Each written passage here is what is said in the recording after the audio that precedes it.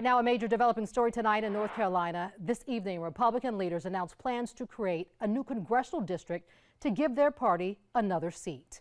The goal, a Senate leader says, quote, to block the efforts of blue state Democrats to take control of Congress from Republicans in next year's midterms.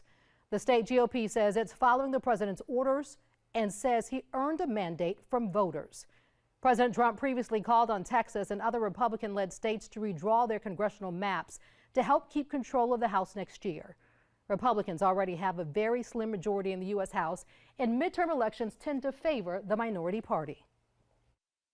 I won Texas. I got the highest vote in the history of Texas, as you probably know, and we are entitled to 5 more seats.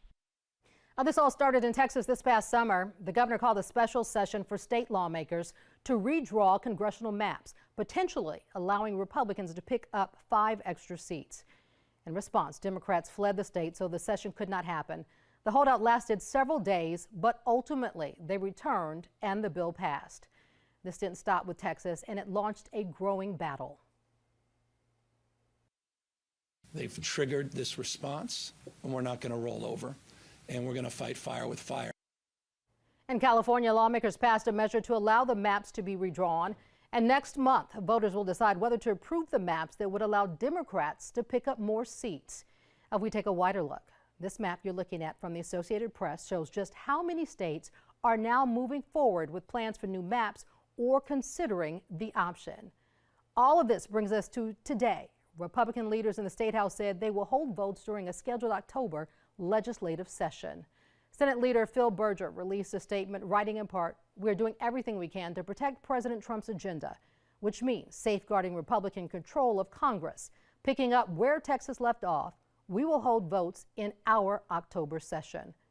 Right now, North Carolina is represented in the U.S. House by 4 Democrats and 10 Republicans.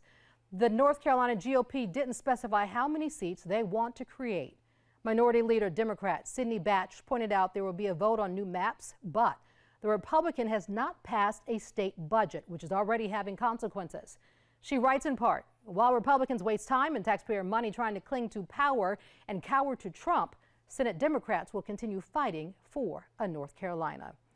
Either way, from North Carolina to California, just because states pass a new congressional map doesn't mean it will work in the majority's favor.